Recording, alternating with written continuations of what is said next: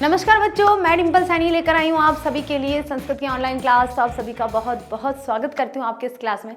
कैसे हो बच्चों? आप सभी बहुत अच्छे होंगे, बहुत अच्छे से आपकी पढ़ाई हो रही होगी और मैं चाहूँगी कि ऐसे ही मन लगाकर पढ़ाई करिए।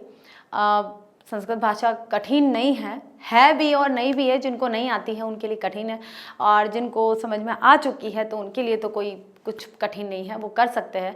और जिनके लिए है उनको भी यही कहूँगी कि करत करत अभ्यास के जड़मति होत सुजान, यानी कि प्रैक्टिस करते जाओ, पढ़ते जाओ, देखो एक दिन कैसे विद्वान बनते हो आप सभी।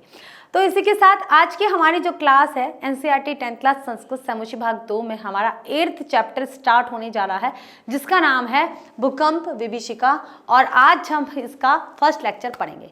लेक्चर नंबर 1 में आज हम क्या क्या करने वाले, सबसे पहले ये देख लेते हैं कि सबसे पहले हम पूरे चैप्टर को संस्कृत में रीड करेंगे, यानी कि पहले पढ़ेंगे, उसके बाद इसका एक एक पैराग्राफ का जो भी जैसे भी बनता है उसका अनुवाद करेंगे। सबसे पहले मैं आपको बताना चाहूँगी कि चैप्टर किस पर है।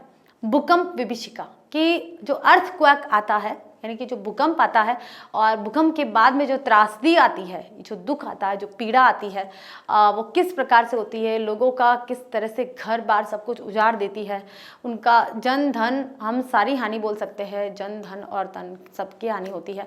तो इस तरह से पूरा उनका जीवन बिखर जाता है। हमारे देश में 26 जनवरी सन 2001 में जो 26 जनवरी का जब पर्व मनाया जा रहा था, हमारा गणतंत्र दिवस मनाया जा रहा था, जब अचानक सुबह सुबह भूकंप आ गया गुजरात शहर में, गुजरात राज्य में पूरे में ही कहेंगे हम, क्योंकि बहुत सारे उसमें शहर शामिल थे, बहुत सारे शहरों में ये त्रासदी हुई थी और ये त्रासदी इतनी भयावह थी कि आज तक भी उसके जो निशान है वो वहाँ से हट नहीं पाए हैं। क्योंकि कुछ लोगों का जीवन पूरी तरह से समाप्त हो गया है, कुछ लोगों के रिश्तेदार चले गए हैं, कुछ लोगों किसी का बच्चा चला गया है और किसी के माता पिता चले गए, तो कुछ बच्चे अनाथ हो गए हैं और कोई बच्चे से विहीन हो गए हैं, ठीक है, यानी कि बे औलाद हो गए हैं। तो इस तरह से सारी चीज़ें इसमें इस विभीषिका में देखने को मिलती है और हम देखते हैं कि कितना दुख लेकर आती है ये विभीषिका। तो आज हम जो शुरू करने वाले हैं वो यही चैप्टर है। सन 2001 में 26 जनवरी सन 2001 में जो गुजरात राज्य में जो भूकंप आया था उसकी विभीषिका को यहाँ पर बताया गया है। तो शुरू करते हैं हमारा चैप्टर और लेक्चर नंबर 1। तो देखिए बच्चों, यहाँ पर हम जो स्टार्ट करने वाले हैं वो है हमारी भूकंप विभीषिका का सबसे पहले इंट्रो करने वाले हैं। इंट्रो मतलब कि हम पहले ये जो आपके ब्रैकेट पे लिखा गया आपकी बुक में स्टार्टिंग में, चैप्टर के स्टार्टिंग में, उसका पहले हम हिंदी अनुवाद कर लेंगे, उसके बाद बताएंगे कि सन 2001 में क्या हुआ था, ठीक है। तो पहले हम इसका अनुवाद कर लेते हैं। तो पहले पढ़ते हैं कि प्रस्तुत पाठ, एक बार हमने पढ़ चुके हैं, जब हमने इसका पूरा पाठ का वाचन किया था, पाठ को रीड किया था, तब हमने इसे पढ़ लिया था, लेकिन अब फिर भी थोड़ा थोड़ा पढ़ के इसका अनुवाद करते हैं कि प्रस्तुत पाठ अस्माकं वातावरणे, कि प्रस्तुत पाठ हमारे, क्या लिखा गया है, हमारे वातावरण में संभाव्यमान प्रकोपेशु, कि प्रकोप संभावना के आधार पर हमारे वातावरण में संभावना से, क्या लिखा है, संभावना से अगर कोई प्रकोप होता है अन्यतमा उन प्रकोपों में से, जितने भी प्रकोप होते हैं उन प्रकोपों में भूकंप की विभीषिका को द्योतयति बताया गया है। क्या गया है? बताया गया है कि प्रस्तुत पाठ में जितनी भी हमारे वातावरण में जितने भी प्रकोप होते हैं, जितने भी प्रकोपों की संभावना है, उन प्रकोपों में से भूकंप की विभीषिका को बताया गया है। प्रकृतो जायमाना आपदः, प्रकृति में होने वाली जो आपदा है, भयावह प्रलय, भयंकर प्रलय, ठीक है, समुत्पाद मानव जीवन, वो जो भयंकर प्रलय होती है वह मानव जीवनम संत्रायन्ति, मानव जीवन को जीवनम आ गया है तो को आ गया, यहाँ द्वितीय विभक्ति लग जाएगी, संत्रायति की सताती है। ताबे प्राणी नाम, और वे प्राणियों के सुखमय जीवन को, यहाँ आ जाएगा जीवन को, दुख में संचायते, दुख में बदल देती है। एतासु, इनमें से, क्या बोलेंगे, इनमें से प्रमुखा संति, प्रमुख है, इनमें से प्रमुख है, कौन कौन सी प्रमुख है, झंझावातः यानी कि आंधी, क्या बोलेंगे इसे, आंधी या फिर चक्रवात भी बोल सकते हो, चक्रवात। भूकंपनम यानी कि भूकंप, भूमि का कंपन। जलोत्पल, जलोत्पल को आप बाढ़ भी बोल सकते हो, ठीक है, या जल प्रलय भी बोल सकते हो। अतिवृष्टि, जब ज़्यादा बारिश होती है उसे अतिवृष्टि बोलते हैं, यानी कि अधिक वर्षा, क्या बोलते हैं, अधिक वर्षा। अनावृष्टि को आप अकाल भी बोल सकते हो, कि जितनी बारिश होनी चाहिए उतनी नहीं हुई है तो वो अकाल में परिवर्तित हो जाएगी। शिलास्खलनम, शिलास्खलनम का मतलब होता है जो पत्थरों का स्खलन होता है, पत्थर का ढसना, क्या बोलेंगे हम यहाँ पर, पत्थर का ढसना, ठीक है। स्खलन क्या होता है, मतलब खिसक जाना, ढसना। भूविदारणम, ज्वालामुखी स्फोटनम, यानी कि ज्वालामुखी का फूटना, ज्वालामुखी का फूटना इत्यादि आदि है। कौन कौन सी है उनमें, जो हम बोल सकते हैं कि प्रकोप होते हैं, प्रकृति के प्रकोप होते हैं। तो प्रकृति के प्रकोप कौन कौन से, इनमें से प्रमुख कौन कौन से हैं, झंझावात, आंधी, भूकंप, जलोत्पलः, अतिवृष्टि, अनावृष्टि, शिलास्खलनम, भूविदारणम, ज्वालामुखी आदि। अत्र पाठे, अत्र यानी कि यहाँ, पाठ में, यहाँ पाठ में, कि यहाँ पाठ में भूकंप विषय, भूकंप के विषय में चिंतन किया गया है कि, क्या चिंतन किया गया है कि आपातकाले, कि आपातकाल के समय में, आपातकाल के समय विपन्नताम, जो दुखी लोग होते हैं, जो विपत्ति होती है, कि दुख को, विपन्नताम का मतलब होता है दुख को, आपातकाल के समय में दुख को त्यक्तम छोड़कर, दुख को छोड़कर, साहसेन साहस के साथ में, यत्नम कोशिश, कोशिश, कुर्म कोशिश करनी चाहिए, चेत दारुण विभीषिकात संरक्षिता भवान, और दारुण विभीषिका यानी कि ऐसे भयानक विभीषिका के कारण जो भी मनुष्य इससे दुखी है उनकी संरक्षा करनी चाहिए, ठीक है। तो ये यहाँ पर इसमें बताया गया है, किसमें, इस पाठ में, कि क्या होने वाला है, सन 2001 में क्या हुआ था, सन 2005 में क्या हुआ था, गुजरात प्रदेश में किस तरह का वातावरण हो गया था, क्या विभीषिका थी, कैसे कैसे सब कुछ हुआ था, तो सारी चीज़ें इसमें बताई गई है। आगे चलते, अब हम स्टार्ट करते इसका चैप्टर जो है भूकंप विभीषिका, जो बताया गया है, ठीक है। आगे देखिए, एकोत्तर द्विसहस्त्र में ख्रीष्टाब्दे 2000 ईस्वी वर्षे, 2001 ईस्वी वर्षे गणतंत्र दिवस पर्वणि यदा समग्रमपि भारत राष्ट्रं नृत्य गीत वादित्राणाम् उल्लासे मग्नमासीत् तदा अकस्मादेव गुर्जर राज्यं पर्याकुलं विपर्यस्थतं क्रंदन विकलं विपन्नञ्च जातम्। भूकंपस्य दारुण विभीषिका समस्तमपि गुर्जर क्षेत्रं विशेषेण च कच्छ जनपद ध्वंसावशेषेषु परिवर्तितवती। भूकंपस्य केंद्रं भूतं भुजनगरं तु मृत्तिका क्रीडनमिव खंड खंडन जातम्। बहुभूमानि भवनानि क्षणेनैव धराशायिनी जातानि। उत्काथा विद्युद्दीपस्तंभा विशीर्णा ग्रह सोपान मार्गा फालद्वय विभक्ता भूमिगर्भादुपरि निस्सरन्तिरिभि दुर्वार जलधाराभि महाप्लवा वन दृश्यम उपस्थितम्। सहस्रमिता प्राणेषु क्षणेनैव मृता ध्वस्त भवनेषु संपीडिता सहस्रोयन्ते सहायतार्थ करुण क्रदन्ति स्म। हा देव शुच्छामकंठा मृतप्राया केचन शिशुवस्तु ईश्वर कृपया एव द्वित्राणि दिनानि जीवनं धारितवन्तः। इयमासीत् भैरव विभीषिका कच्छ भूकंपस्य पंचोत्तर द्विसहस्रतमे ख्रीष्टाब्दे 2005 ईस्वी वर्षे अपि कश्मीर प्रान्ते पाकिस्तान देशे च धराया महत्कंपं जातम्। यस्मात् कारणात् लक्ष्य परिमिता जनाः अकाल कालं कवलिता पृथ्वी पृथ्वी कस्मात् प्रकम्पे इति विषये वैज्ञानिका कथयन्ति यत् पृथिव्याम् अन्तर्गर्भे विद्यमान बहवत् बृहत् पाषाणशिला यदा संघर्षणवनात् त्रुटयन्ति तदा जायते भीषणं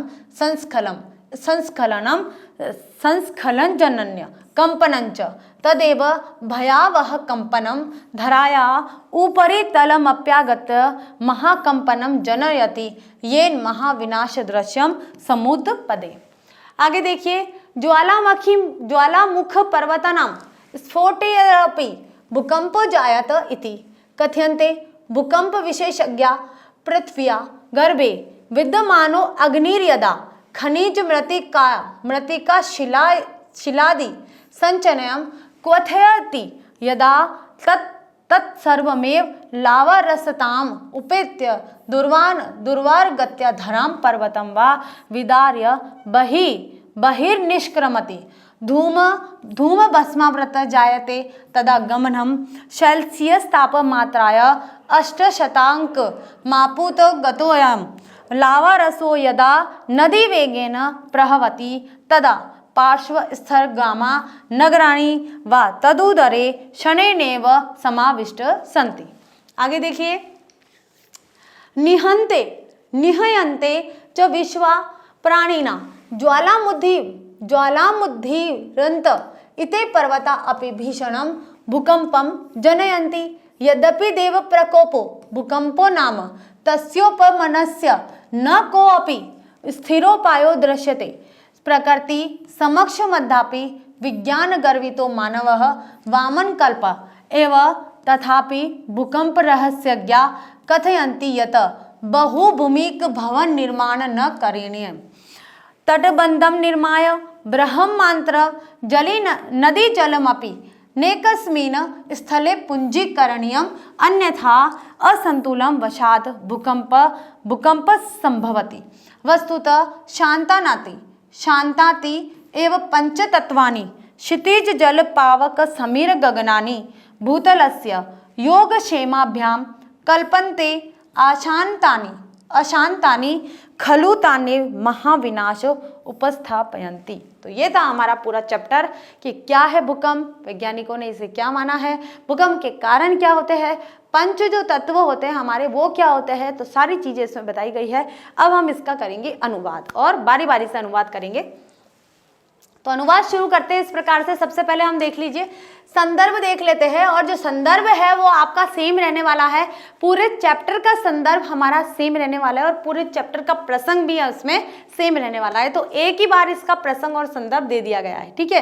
तो अब हम इसका प्रसंग और संदर्भ करते हैं कि यह गद्यांश, अब ये गद्यांश ही आपको पता है कि पद्यांश क्या होता है, काव्य रूप में होता है, श्लोक रूप में होता है, और ये जो इस तरह से चैप्टर दिया हुआ होता है वो क्या है, गद्यांश है। तो ये आपको लिखना है कि गद्यांश है या पद्यांश है, इसका परिचय आपको बिल्कुल देना पड़ेगा कि यह गद्यांश हमारी शैमुषी पाठ्य पुस्तक के भूकंप विभीषिका पाठ से उद्धृत है। ये तो हो गया संदर्भ, और इस गद्यांश में भूकंप के अन्य कारणों को दर्शाया गया है। ये हो गया इसका प्रसंग कि क्या क्या कारण है और क्या क्या बताया गया है, ये इसका प्रसंग हो गया है। एकोत्तर द्विसहस्त्र ख्रीष्टाब्दे, एकोत्तर क्या हो गया, एक अधिक, एक उत्तर, उत्तर का मतलब क्या होता है, बड़ा, एक बड़ा है, द्विसहस्त्र 2000 से, यानी कि 2000 से एक ज्यादा है, तो 71 द्विसहस्त्र ख्रीष्टाब्दे ईस्वी में, क्या ईस्वी वर्ष में गणतंत्र दिवस पर्वणि यदा समग्रमपि भारत राष्ट्रम नृत्य गीत वादित्राणां उल्लासे मग्नमासीत्, क्या बताया गया है कि सन 2001 ईस्वी में गणतंत्र दिवस, जब गणतंत्र दिवस के दिन पर्वणि यदा कि जब पर्व समग्रमपि संपूर्ण भारत में, पर्व समग्रमपि का मतलब होता है संपूर्ण भारत में भी, भारत में, भारत राष्ट्र नृत्य, संपूर्ण भारत में ही नहीं पूरे भारत राष्ट्र में नृत्य गीत वादित्राणाम यानी कि गाने बजाने और नाचने में, यहाँ पर हो गया नाच, नृत्य में नाचने, क्या हो गया, नाचने, गाने बजाने, ठीक है, नाचने गाने बजाने, उल्लास में, उल्लास में मग्न आसित, मग्न थे कि पूरा जो राष्ट्र है और राष्ट्र के जो लोग हैं, भारत राष्ट्र के जो लोग हैं, वो संपूर्ण भारत के लोग जो गणतंत्र दिवस के उपलक्ष्य में, गणतंत्र दिवस के पर्व को मनाने में नाचने, गाने, बजाने और उल्लास में मग्न थे। तदा अकस्मात, तब अचानक, अकस्मात का मतलब क्या होता है? अचानक, तब अचानक गुर्जर राज्यम, गुर्जर का मतलब क्या होता है? गुजरात, गुजरात राज्य में पर्याकुलम, पर्याकुलम का मतलब होता है विपरीत, ठीक है?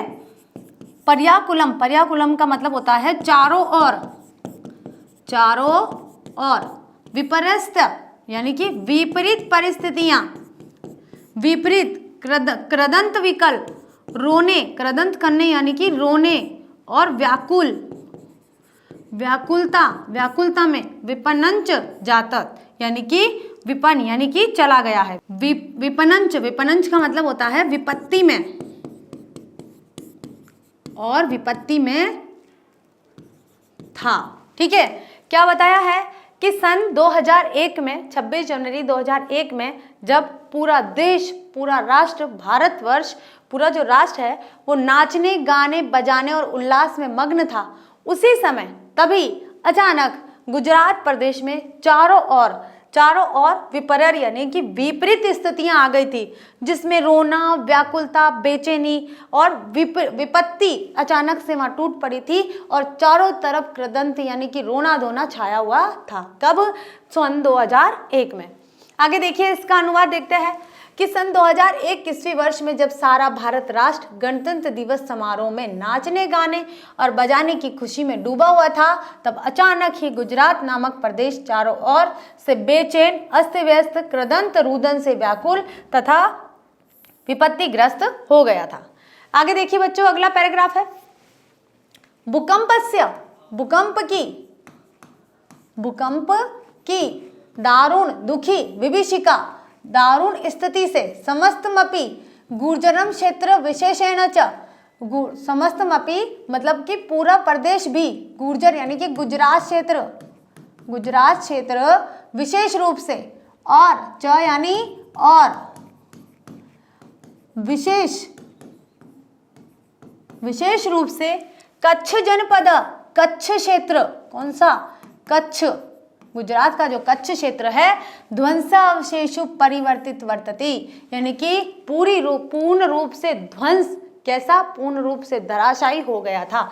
हम यहाँ पर धराशायी बोल सकते हैं, ठीक है? पूर्ण रूप से धराशायी यानी कि ध्वंस में, मलबे में परिवर्तित हो गया था, मलबा भी बोल सकते हो, मलबे में परिवर्तित हो गया था, मलबे में परिवर्तित हो गया था। अब देखिए, आज से बहुत साल पहले की बात हो गई है, यानी कि 2023 चल रहा है, तो 22 साल पहले की बात हो गई है। तो 22 साल पहले ये हुआ था। आप जो पढ़ रहे हैं, जो भी बच्चे पढ़ रहे हैं, मुझे नहीं लगता है कि 10th क्लास में 22 साल का बच्चा होता है, तो आपके जन्म से बहुत समय पहले की बात है, लेकिन मैं थी, मुझे पता था, मैं खुद भी 10th क्लास में ही पढ़ती थी उस समय। तो मैं ये कहूँगी, उस समय अचानक से क्या हुआ था कि मेरा ननियाल गुजरात में ही है, और अचानक से फ़ोन आया कि मेरे ननियाल आप जानते हैं क्या होता है, जो मामा नाना का घर होता है। अचानक से फ़ोन आया, भाई ऐसा भूकंप आ गया है, और मेरी मम्मी अचानक से थोड़ी सी डर गई और रोने धोने लग गई। हम भी टेंशन में आ गए, और मेरे पेरेंट्स थे, मतलब मेरे पापा थे और दोनों भाई बहन, वही गणतंत्र दिवस में गए हुए थे, ग्राउंड में गए हुए थे। तो मुझे अचानक से ये चैप्टर जैसे ही आया है, मुझे अपनी स्थिति पूरी याद हो गई है कि कैसे 2 महीने तक हमने टेंशन में बिताया था वो समय, क्योंकि सब मेरे ननियाल का जो घर था वो सब टूट फूट चला गया था, और वहाँ जाने का रास्ता नहीं था, साधन नहीं थे, क्योंकि जो ज़मीन थी और वहाँ पर जो टूट फूट थी, इस वजह से हर साधन नहीं जा पा रहा था, आप ट्रैवल नहीं कर पा रहे थे। तो बहुत मुश्किल था वहाँ पहुँचना, जब आपके रिलेटिव्स वहाँ रह रहे हैं और पता नहीं कौन सी स्थिति में है, उनमें से कौन खोया हुआ था, कौन मिला हुआ था।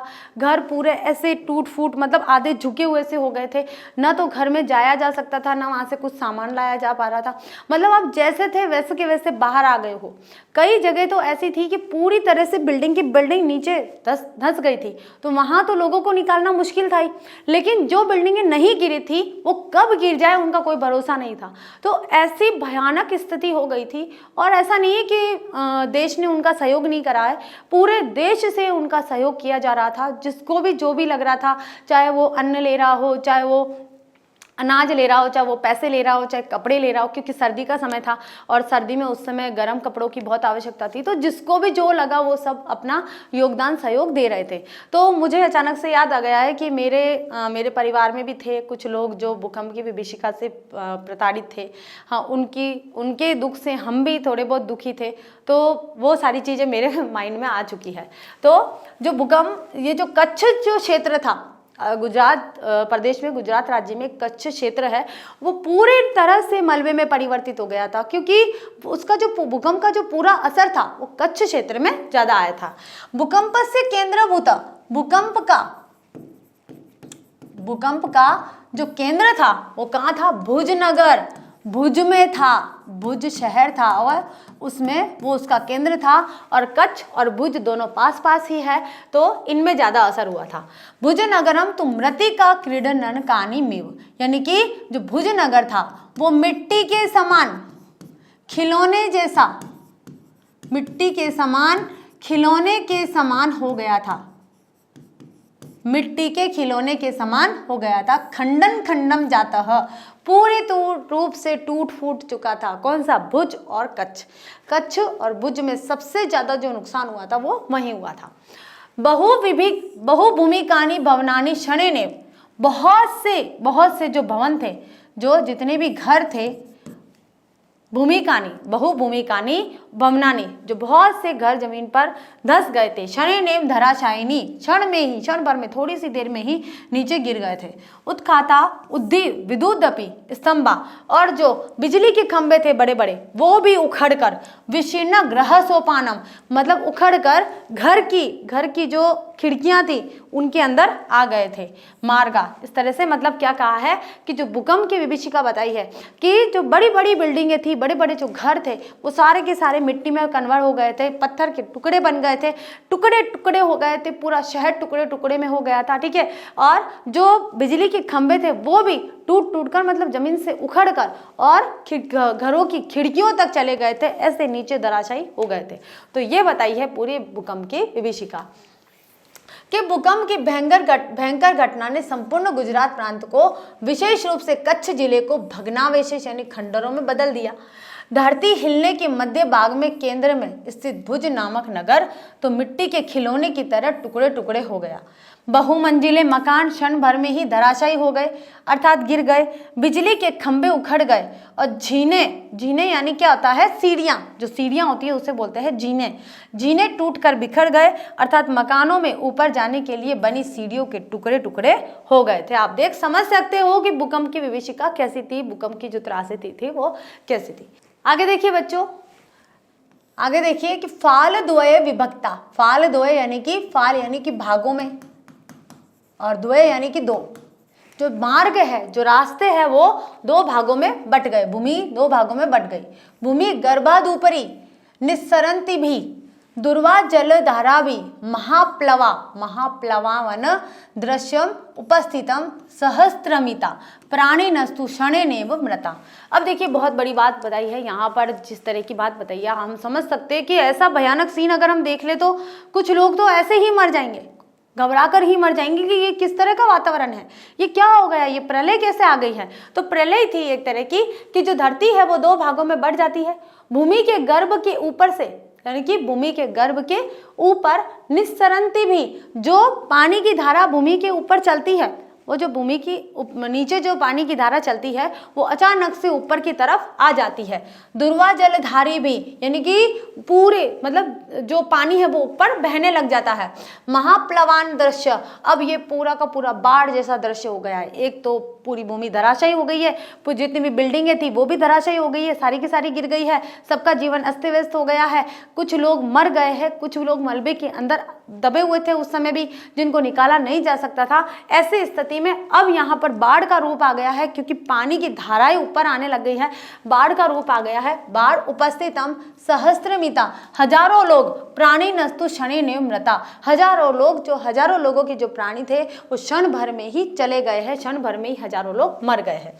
ध्वस्त भवनेषु संपीड़िता, जो गिरे हुए भवन थे, जो भवन, जो बिल्डिंगे, जो मंजिलें, जो इमारतें ध्वस्त हो चुकी थी, भवनेषु यानी कि इमारतें, संपीड़िता उनके पीड़ित, सहस्त्र शोयंतो सहायता, मतलब कि जो इमारतें ध्वस्त हो चुकी थी और ध्वस्त होने के कारण वे अंदर दब गए थे। संपीड़िता यानी कि जो पीड़ित थे, सहस्त्र शोयन्ते हजारों लोगों की सहायता के लिए, सहायताम करुणम क्रदंती स्मः, मतलब सहायता मांगने के लिए, अपने जो दूसरे हजारों लोग थे जो मदद करने के लिए वहाँ आ रहे थे, उनसे सहायता मांगने के लिए करुणा यानी कि करुणा के द्वारा रो रो कर वहाँ पर रोने जैसा क्रदन सुनाई दे रहा था।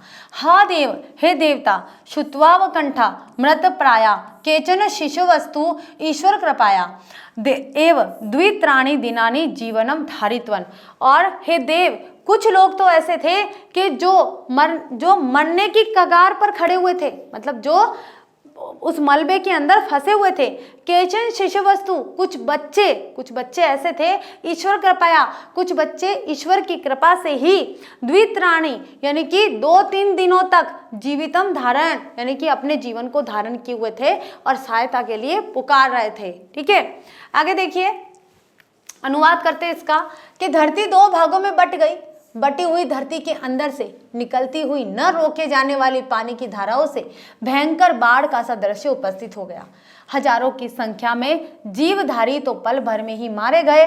गिरे हुए भवनों में पीड़ित हजारों दूसरे सहयोग के लिए करुणापूर्ण क्रदन कर रहे थे, यानी कि पुकार रहे थे। हाय विधाता, भूख से दुर्बल कंठ वाले, मरणासन, मरण की मृत्यु के आसन पर बैठे हुए कुछ बालक तो ईश्वर की कृपा से ही 2-3 दिन प्राणों को धारण किए हुए रहे, अर्थात जीवित रहे थे, ताकि कोई उन्हें आए और निकाल ले। यानी कि ईश्वर ने देखिए 2-3 दिन तक भी मलबे में फंसे हुए लोगों को, जो मलबे में फंसे हुए जो छोटे छोटे बच्चे थे, उनको निकाला था और वे जीवित थे। ठीक है, आगे देखिए, अगला पैराग्राफ है हमारा, इयम आसीत भैरव विभीषिका कच्छ भूकंपस्य पंचोत्तर द्वि, ये हो गया कि यह जो भैरव, ये जो भयानक विभीषिका थी, भैरव यानी कि ये जो भयानक सर्वनाश था, विभीषिका थी, ये कच्छ भूकंप, ये कच्छ के भूकंप की थी। ठीक है, कच्छ के क्षेत्र में, कच्छ और भुज में जो भूकंप आया था उस क्षेत्र की थी। अब आते हैं हम यहाँ पर अगले भूकंप की तरह। पंचोत्तर द्विसहस्त्र ख्रीष्टाब्दे 2005, पंचोत्तर द्विसहस्त्र ख्रीष्टाब्दे 2005 ईस्वी वर्षे अपि कश्मीर प्रांते पाकिस्तान देशे च धाराया महत् कंपन जातम। अब 2005 में, ये तो था सन 2001 का जो हमने गुजरात प्रांत का देखा, अब 2005 में जो भूकंप आया वो कश्मीर में और पाकिस्तान में आया, यानी कि उस क्षेत्र में आया जहां पर पाकिस्तान पूरा आता है और हमारा कश्मीर का भाग आता है। तो कश्मीर राज्य में और पाकिस्तान देश में धराया यानी कि धरती का महाकंपन हुआ। यस्माकात कारणात लक्ष्य परिमिता जना अकाल काल कलविता, यानी कि इसके कारण, किसके कारण? भूकंप के कारण, इसके कारण लक्ष्य परिमिता यानी कि लाखों लोग जो जना मतलब लाखों की संख्या में जो मनुष्य थे वो अकाल काल कलविता, अकाल मौत के शिकार हो गए। ठीक है, अकाल मौत के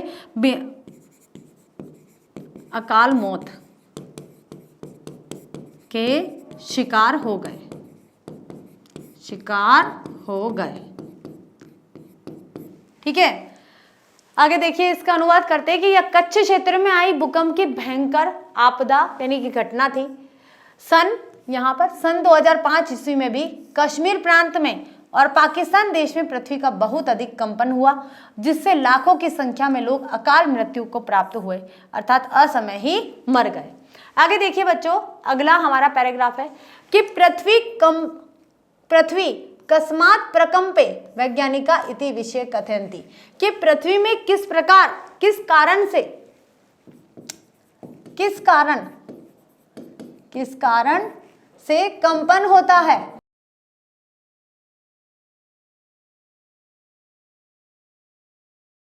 किस कारण से कंपन होता है? वैज्ञानिकों ने यह इस विषय पर कथयन्ति, इस विषय पर कहा है।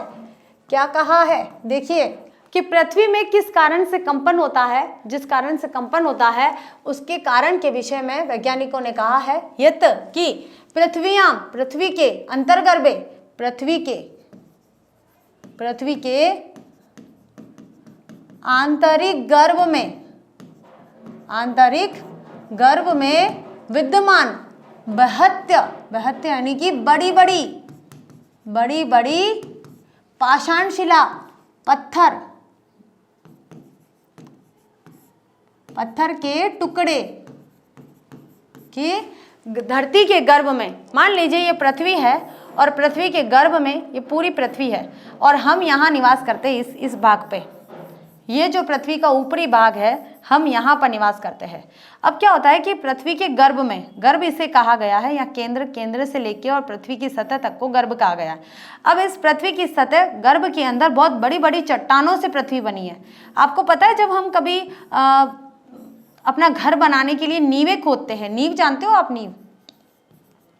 नींव जो होती है धरती के अंदर इस तरह से एक ऐसी गली टाइप एक कुछ आकार खोदा जाता है, तो उसमें बहुत छोटे पत्थर मिलते हैं और कई पत्थर तो बहुत बड़े बड़े होते हैं। और तो इससे ज़्यादा अगर आप नीचे जाओगे, यानी कि इससे ज़्यादा पृथ्वी के गर्भ में जाने की कोशिश करेंगे तो वहाँ पर और बड़ी बड़ी चट्टानें हैं, बहुत बड़ी बड़ी चट्टानें हैं। तो उन चट्टानों में क्या होता है कि गर्मी के कारण वे आपस में टकराती है और टकराने के कारण वे टूट जाती है। अब देखिए कोई भी पत्थर टूट जाता है तो वो इतना बड़ा पत्थर है, मान लो इस तरह का है, अब वो टूटेगा तो बिखर कर यहाँ पर आ जाएगा, छोटे छोटे टुकड़ों में आ जाएगा। तो ये जो जगह है वो सारी खाली हो जाएगी और वो यहाँ आ जाएगा। तो इसी तरह से क्या होता है कि जब टकराती है तो टकराने के कारण ये चट्टानें टूटती है और टूटने के कारण कुछ भाग तो ऊपर जाता है, कुछ भाग नीचे आ जाता है। तो उसमें कुछ वाइब्रेट होता है, धरती थोड़ी सी वाइब्रेट होती है इधर उधर। उस टकराने के कारण घन ऐसा जैसे ही कोई चीज टकराती है तो कैसे चारों तरफ वाइब्रेट होता है, इस तरह से ही बहुत ज़्यादा स्पीड में वाइब्रेशन होता है और इस वाइब्रेशन के कारण ही ये भूकंप आता है। क्योंकि वाइब्रेशन होगा, धरती थोड़ी इधर उधर हिलेगी और जो बिल्डिंगें बड़ी बड़ी वो सारी की सारी नीचे गिर जाएगी। हो सकता है हमारी जो जमीन है कुछ दूरी तक दो भागों में पार्ट हो जाए, जो अंदर के जो पत्थर है वो ऊपर आ जाए, तो इस तरह से भी हो सकता है। तो इसका जो कारण है वैज्ञानिकों ने क्या बताया है कि पृथ्वी के गर्भ के अंदर विद्यमान बड़ी बड़ी पत्थर के टुकड़े जो पाषाण शिला है, जब संघर्षणवशात, संघर्ष के कारण, संघर्ष क्या होता है? टकराने के कारण, संघर्ष के कारण त्रुटियंती, टूटते हैं, तब तदा यानी कि तब जायते भीषणम स्खलनम, कि जब क्या होता है? भयानक संस्खलन होता है, स्खलन होता है, धरती ऊपर नीचे होती है। क्या होता है? थोड़ी सी धरती ऊपर नीचे होती है। संस्खलन जन्य कंपनंज, और ये ऊपर नीचे होने के कारण थोड़ा सा कंपन होता है, वाइब्रेशन होता है, और इस वाइब्रेशन से ही तदेव भयावह कंपन धराया ऊपरी तलमप्यागत्य। अब ये जो अंदर वाइब्रेशन होता है वो धीरे धीरे ऊपर भी आता है। और जो अंदर होता है ना बच्चों, वो बहुत ज़्यादा स्पीड में होता है और वो स्पीड ऊपर तक, सतह तक आने तक थोड़ी थोड़ी कम हो जाती है।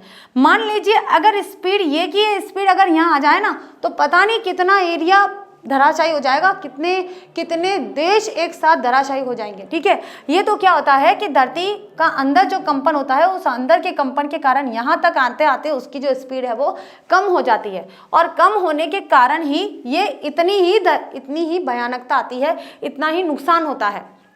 ठीक है, तो उसके अंदर घर्षण, उस मतलब अंदर जो भी टूट फूट होती है, अंदर जो संघर्ष होता है, टकराव होता है, और टकराव के कारण जो पत्थर टूटते हैं, तब भीषण संस्खलन, जो भीषण स्खलन होता है, भीषण धरती जो ऊपर नीचे होती है, और इससे ऊपर नीचे होने के कारण कंपन होता है। तदेव भयावह कंपन धराया, और तब अचानक बहुत ज्यादा भयानक कंपन होता है धरती पर, और ऊपरी तल मप्यागत्य, ऊपरी तल नीचे चला जाता है। महाकंपन जनयति येन महाविनाश दृश्यम समुद्यते, और इस तरह से यहाँ जनता का, लोगों का, मनुष्यों का महाविनाश हो जाता है। ठीक है। आगे देखिए बच्चों, यहाँ हम करते हैं अनुवाद करते हैं कि धरती किस कारण से कांपती है। मौसम विज्ञान के जानकार इस विषय में कहते हैं कि पृथ्वी के आंतरिक भाग में विद्यमान बड़ी बड़ी पत्थर की शिलाएं जब आपस में टकराने से टूटती है तब भयंकर स्खलन होता है और स्खलन से कंपन उत्पन्न होता है। तभी भयानक कंपन पृथ्वी के ऊपर तल पर आकर अत्यधिक कंपन उत्पन्न करता है, जिससे अत्यधिक विनाश का दृश्य पैदा हो जाता है। ठीक है, आगे देखते हैं हमारा अगला भाग कि ज्वालामुख पर्वतानाम स्फोटेरपि भूकंपो जायत इति कथयन्ति भूकंप विशेषज्ञ। जो भूकंप विशेषज्ञ होते हैं, विशेषज्ञ कौन होते हैं? वैज्ञानिक। हम यहाँ पर वैज्ञानिक भी बोल सकते हैं, जो भूकंप विषय के वैज्ञानिक। अब क्या कह रहे हैं कि ज्वालामुख पर्वतानाम, अब जो पर्वतों पर ज्वालामुखी फूटता है, ज्वालामुखी फूटता है ना, लावा बाहर आता है। ज्वालामुखी जब भी फूटता है तो लावा बाहर आता है। ठीक है, स्फोटरपि, अब अपी का मतलब भी, जब ज्वालामुखी फूटने के कारण भी, स्फोट यानी कि फूटना, फूटने पर भी भूकंपो जायता, क्या भूकंप होता है, भूकंप आता है। ठीक है, भूकंप आता है। एक तो क्या होता है कि धरती के गर्भ में जब पत्थर बड़ी बड़ी शिलाएं आपस में टकराती है, स्खलन होता है, स्खलन के कारण वाइब्रेशन होता है यानी कि कंपन होता है और कंपन वो सतह पर आता है और भूकंप आ जाता है। ठीक है, तो और दूसरा जो कारण वो होता है कि जब ज्वालामुखी फूटता है पहाड़ों पर, पर्वतों पर जब ज्वालामुखी फूटता है तो ज्वालामुखी फूटने के कारण भी भूकंप आता है। इति कथयन्ति, ऐसा कौन कहते हैं? भूकंप विशेषज्ञ, भूकंप वैज्ञानिक कहते हैं।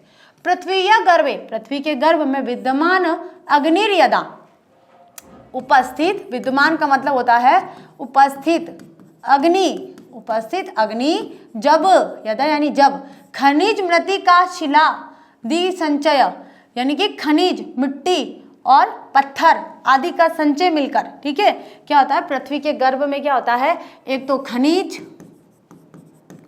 एक मिट्टी और एक पत्थर, इन तीनों का संचय यानी कि मिलता है, मिलकर क्वथति यानी कि जब बाहर आता है, तदा तत्सर्वमेव यानी कि वो तीनों, ये तीनों चीजें पदार्थ मिल जाती है। क्या क्या मिलता है?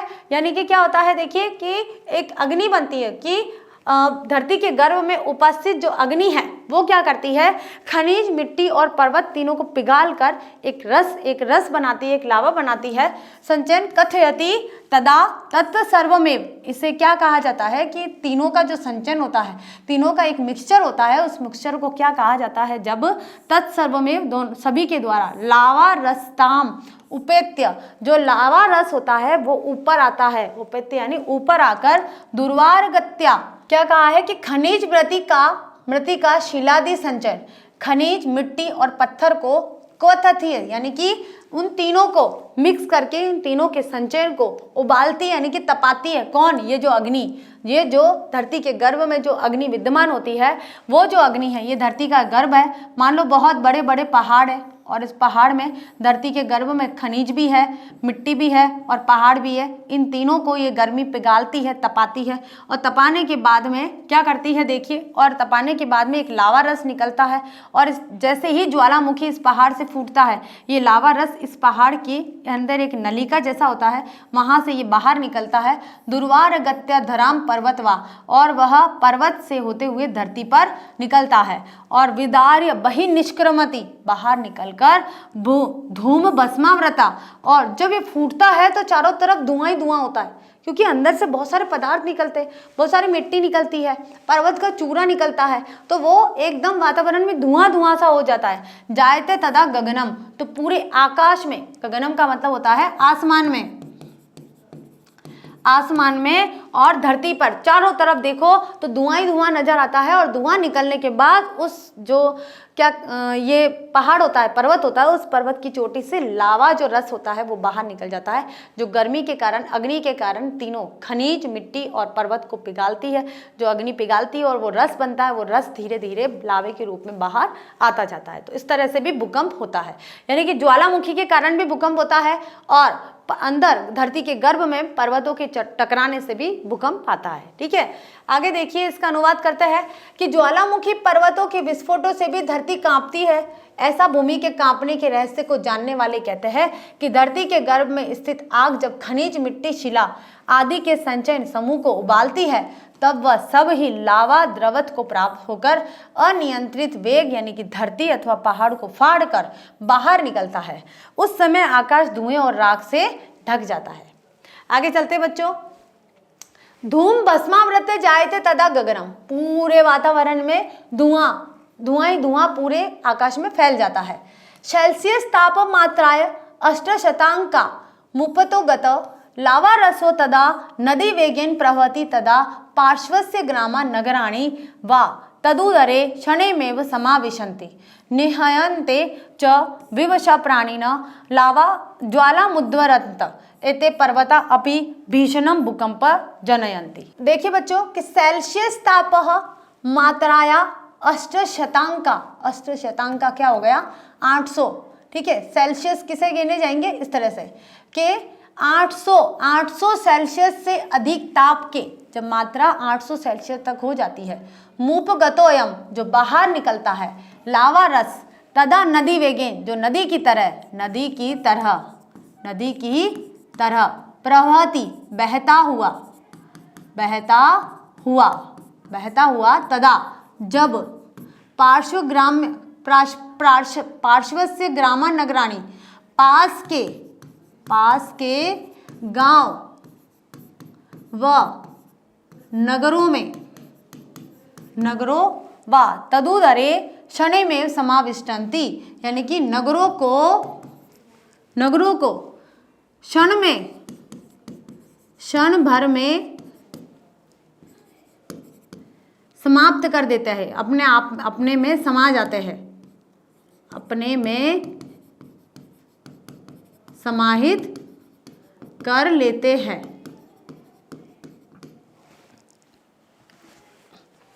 निहयन्ते और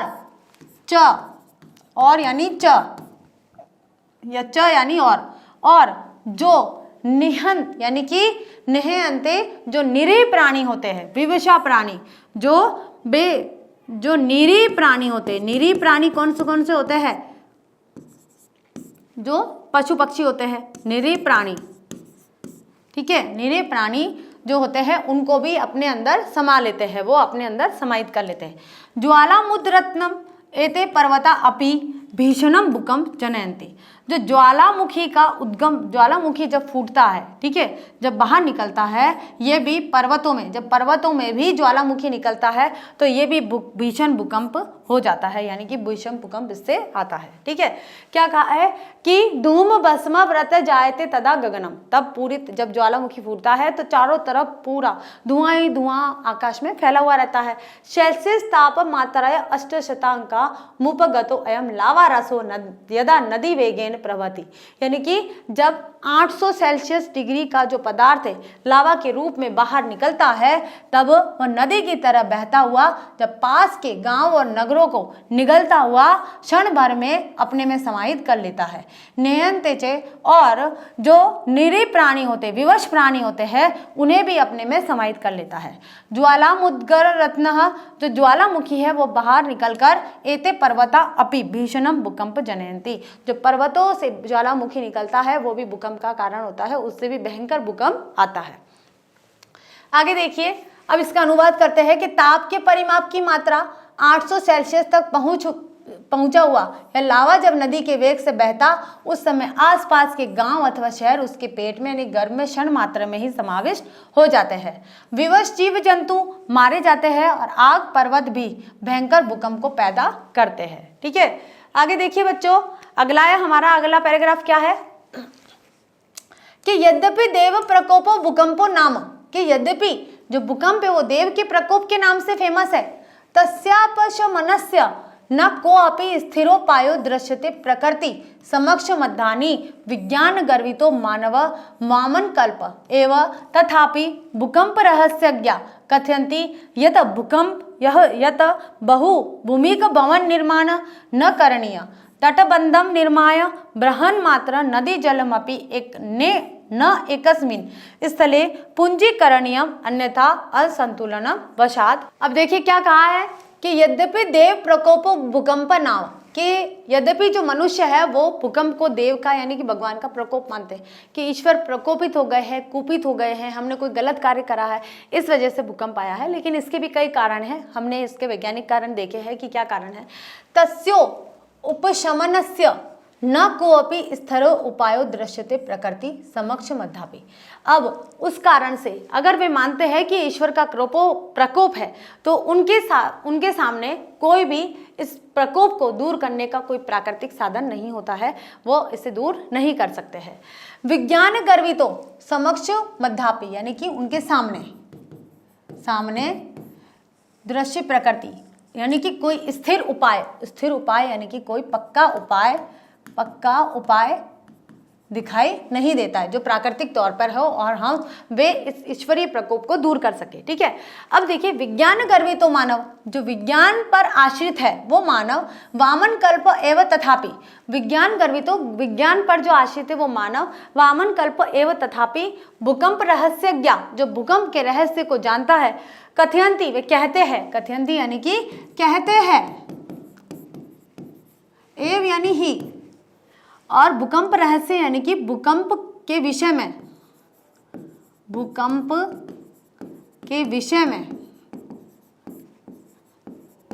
कहते हैं कि यत बहुभूमिक भवन निर्माण न करणीयम, कि भूमि के ऊपर जो धरती है उसके ऊपर बहुत से भवन का निर्माण नहीं करना चाहिए। तटबंधन निर्माय बृहन मात्र नदी जलनम अपि निकस्मिन, और न ही नदियों का जल को रोक कर, ठीक है, नदी जलम अपि यानी कि तट निर्माण का मतलब होता है बांध का निर्माण कर यानी कि बांध का निर्माण करके नदी के जल को रोकना भी नहीं चाहिए, क्योंकि क्या होगा कि एक जगह तो पूरा गीला रहेगा और एक स्थान पर पूरा सूखा रहेगा, तो हो सकता है उस समय भी असंतुलन हो जाए। तो जो भूकंप के रहस्य ज्ञाता है, जो भूकंप के रहस्य की बात करते हैं, जो भूकंप की जानकारी जिन्हें है, वो ये कहते हैं कि धरती पर बहुत अधिक भवन निर्माण नहीं होने चाहिए और जो नदी का जल है उसे बांधों के द्वारा रोका नहीं जाना चाहिए। आगे देखिए क्या कहा है कि स्थले पुंजीकरणीयम अन्यथा असंतुलन वशात, और जो धरती है उस पर मतलब उस पर संतुलन बनाना चाहिए, नहीं तो असंतुलन के कारण क्या होगा आगे देखते हैं। पहले इसका अनुवाद कर लेते हैं कि यद्यपि धरती का हिलना एक ईश्वरीय प्रकोप है, तथापि उसकी शांत करने का कोई स्थायी उपचार नहीं दिखाई देता है। प्रकृति के सामने आज भी मनुष्य बोने के समान ही है। फिर भी धरती हिलने के रहस्य को जानने वाले लोग कहते हैं कि हमें बहुमंजिले मकान नहीं बनाने चाहिए। बहुमंजिले यानी कि कुछ लोग बनाते हैं कम से कम 100, 150 मतलब 150 से अधिक मंजिल भी होती है, तो इस तरह की इतनी बहुमंजिली इमारतें नहीं बनानी चाहिए। बांधों का निर्माण करके अत्यधिक मात्रा में नदी का जल भी एक जगह पर इकट्ठा नहीं करना चाहिए। ठीक है, आगे देखिए कि पुंजीकरणीयम अन्यथा असंतुलन वशात भूकंप संभवती, कि अगर हम ऐसा करते हैं तो इस असंतुलन के कारण भूकंप हो जाता है। वस्तुतः शांतानानि एवं पंचतत्वानि क्षितिज जल पावक समीर गगन। अब पंच तत्व कौन से है, देखिए यहाँ पर क्षितिज आपको पता है क्या होता है कि ये जो हमारी एक सीमा रेखा है ये पूर्व हो गया, और पूर्व दिशा में जब सूर्य उदय होने वाला होता है तो जब यानी कि दिशा का अंतिम छोर बोल सकते हैं हम, किसे बोल सकते हैं, क्षितिज दिशा का अंतिम छोर, दिशा का अंतिम छोर का मतलब किनारा, ठीक है, दिशा का किनारा भी बोल सकते हो। तो ये क्या हो गया, क्षितिज हो गया। तो क्षितिज जल पावक का मतलब क्या होता है, अग्नि, समीर का मतलब क्या होता है, हवा, और गगन का मतलब क्या होता है, आसमान। ठीक है, तो क्या कहा है, भूतलस्य योगक्षेमाभ्याम कल्पन्ते अशांतानानि खलु यानी निश्चय ही, खलु का मतलब क्या होता है, निश्चय ही तान्नेव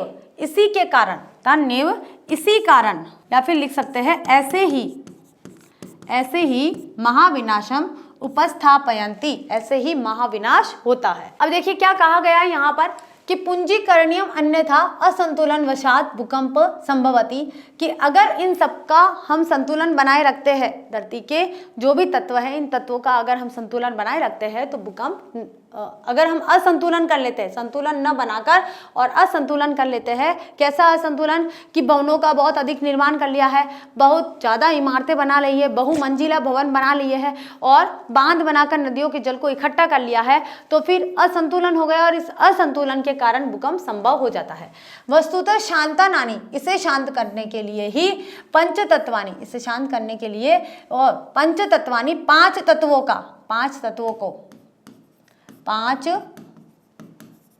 को क्षितिज जल पावक समीर गगनानी, पांच तत्व कौन कौन से हो गए, एक तो क्षितिज हो गया, ठीक है, क्षितिज और जल तो हो गए, क्षितिज जल पावक यानी कि अग्नि, हवा और आसमान।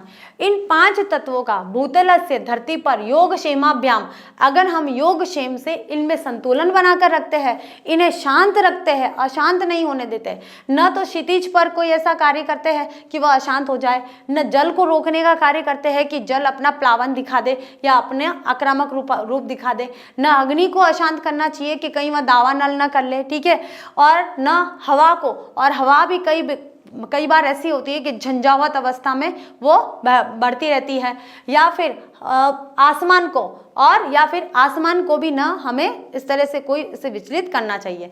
तो इन पांच तत्वों के समीकरण से, पांच तत्वों के संतुलन से और इनकी शांति से ही भूकंप को रोका जा सकता है। भूतल से योग क्षेमाभ्याम कल्पन्ते अशांतानि खलु, अगर हम भूमि पर इनके योग क्षेम के, इनके योग को अगर हम कल्पंत अशांत करते हैं तो खलु निश्चय ही तान्य, ऐसे ही महाविनाश उपस्थित हो जाते हैं। ठीक है, अब देखिए इसका अनुवाद करते हैं। नहीं तो असंतुलन होने के कारण या संतुलन के अभाव में धरती का हिलना संभव है। वास्तव में पांचों प्रशांत तत्व कौन कौन से, पृथ्वी, जल, अग्नि, वायु और आकाश, पृथ्वी तल के योग यानी कि इन सब के योग और क्षेम की रचना करते हैं। इसके पृथ्वी का निर्माण करते हैं कि पृथ्वी किन तत्वों से बनी है, तो पृथ्वी बनी है, देखिए कि ये जो वातावरण है वो पर्यावरण बना है, पांच तत्वों से निर्मित हुआ है, पृथ्वी, जल, अग्नि, वायु और आकाश, इनसे ही सृष्टि का निर्माण हुआ है। अगर हम इनके योग क्षेम को असंतुलन नहीं करते हैं और इन्हें शांत बनाए रखते हैं, अर्थात उपयुक्त पांचों तत्वों के शांतिपूर्ण संतुलन में ही पृथ्वी की कुशलता निहित है। अशांत होने पर वास्तव में वे ही तत्व पृथ्वी पर महाविनाश उपस्थित कर देते हैं। ठीक है, तो इस तरह से देखिए ये बच्चों हमारा आज का ये पूरा चैप्टर समाप्त हो गया है, पूरा हमने इसका अनुवाद कर लिया है। तो देखिए बच्चों आज की क्लास हमारी यहीं पर समाप्त होती है। तो भूकंप विभीषिका को हमने पढ़ लिया है। गुजरात प्रदेश में भी हुआ था और कश्मीर में भी हुआ था, पाकिस्तान में भी हुआ था। तो सन 2001 में गुजरात में हुआ था, सन 2005 में कश्मीर में हुआ था या पाकिस्तान में हुआ था, वो सारी चीज़ें देख ली है। और जो भूकंप की विभीषिका है वो कैसी होती है वो भी देख ली है। भूकंप किन कारणों से होता है वो भी देख लिया हमने कि पृथ्वी के गर्भ में आंतरिक जो बड़ी बड़ी चट्टानें हैं, शिलाएँ हैं, जब वे संघर्ष करती है, टकराती है और उनके टकराने से जो कंपन आता है और वो स्खलन होकर ऊपर जाता है, धरती के तल पर जाता है और वहाँ पर भी वाइब्रेशन होता है, उस कारण से भूकंप आता है।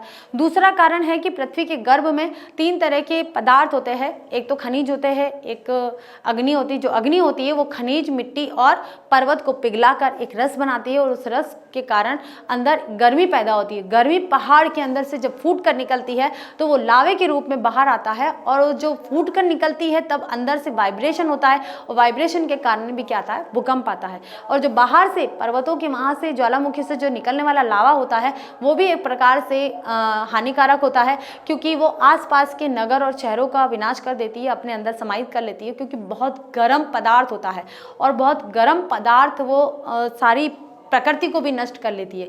कब जलाकर कब राख कर दे पता ही नहीं चलता है ऐसे। तो इस कारण से भूकंप होता है। तो हमें इसके लिए बताया है कि हमें अत्यधिक मात्रा में जो जल संग्रहण वो नहीं करना चाहिए, बांध बनाकर नदी के जल को नहीं रोकना चाहिए और जो भूमि है उस पर बहुमंजिला इमारतें नहीं बनानी चाहिए। तो ये हमें थोड़ा सा ध्यान रखना पड़ेगा। और सबसे पहली बात जो ध्यान रखना पड़ेगा वो ये बात है कि हमें हमारे पर्यावरण की सुरक्षा करनी पड़ेगी। अधिक से अधिक वृक्षारोपण करने चाहिए, पर्यावरण को सुरक्षित रखना चाहिए, चाहिए, स्वस्थ बनाए रखना चाहिए, तभी हम इस पृथ्वी को सही कर सकते हैं और पृथ्वी को सुरक्षित रख सकते हैं। तो इसमें हमारा भरपूर योगदान होना चाहिए बच्चों। ये चैप्टर ऐसे ही नहीं दिया है, ये हमारी कुछ जिम्मेदारियां बताने के लिए चैप्टर दिए हुए होते हैं कि हमें हमारे समाज के प्रति या इस सृष्टि के प्रति हमारी क्या लायबिलिटी बनती है, उन लायबिलिटी को पूरा करना है, वो सारी चीज़ें इसमें बताते हैं। तो आज की क्लास हमारी यहीं पर समाप्त होती है। अगले लेक्चर में इससे जुड़े हुए कुछ प्रश्नोत्तर लेकर फिर से हाजिर होते हैं। तब तक के लिए थैंक यू।